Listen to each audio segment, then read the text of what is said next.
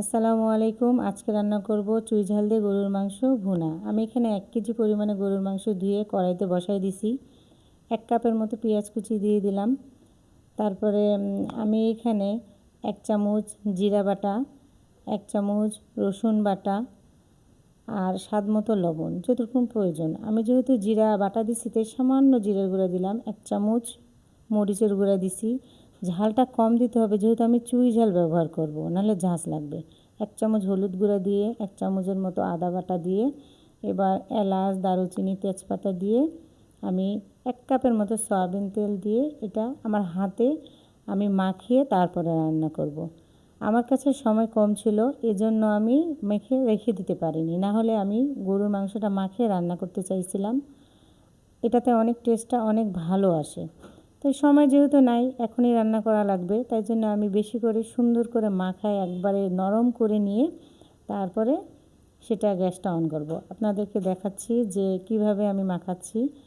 বেশ কিছুক্ষণ সময় নিয়ে দেখতেই পাচ্ছেন একেবারে নরম নরম হয়ে গেছে পেঁয়াজগুলো দিয়ে। তারপরে আমি মাখানো যখন কমপ্লিট হয়ে গেছে হাতটায় সামান্য একটু ধুয়ে পানিটা দিয়ে এবার আমি গ্যাসটা অন করে দিলাম। তারপরে এটা মাংসটা ঢেকে দিলাম। ঢেকে দেওয়ার কিছুক্ষণ পরে আমি ঢাকনাটা উঠিয়ে দেখব যে পানিটা কি একটু কমছে কি না।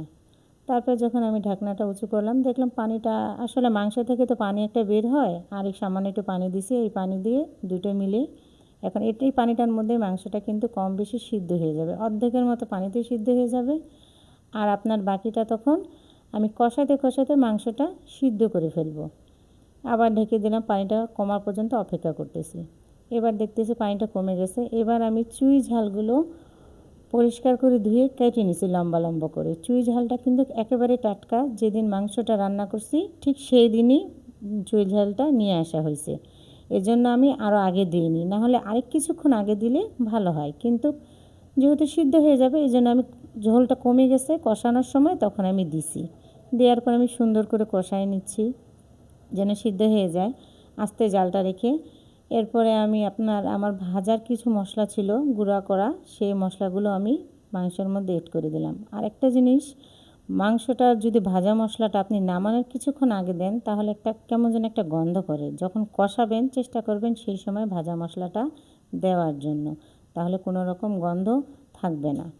তারপর আমি আর কিছুক্ষণ সময় মাংসটা কষায় নিচ্ছি। মাংসটা যখন পরিপূর্ণ কষানো হয়ে যাবে আমি আবার গ্যাসে আরেকটা একটু পানি গরম করতে দিছি, যেহেতু আমার একটু সামান্য ঝোল দিতে হবে। ঠান্ডা পানি দিলে ভালো লাগবে না, মাংসটার টেস্টটা আরও কমে যাবে তখন। এই জন্য আমি পানিটা অন্য একটা ভাঁড়াতে গরম দিছি, সেখানে একটু পানি গরম করে এড করব, তাহলে আমার মাংসটা ভালো লাগবে খাইতে।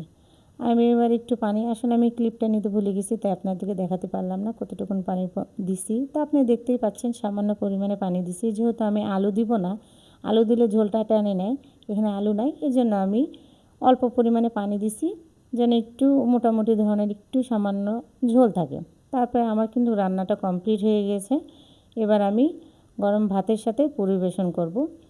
এই যে আমি ভাত প্লেটে বেড়ে মাংস নামিয়ে গরম গরম পরিবেশন করতেছি চুই ঝাল দিয়ে গরুর মাংস। মাংসটা যদি আপনার পরে খান সেই হিসাবে একটু কুসুম কুসুম গরম করে নেবেন, তাহলে টেস্টটা ভালো পাবেন। একবার তৈরি করে দেখুন চুই ঝাল দিয়ে গরুর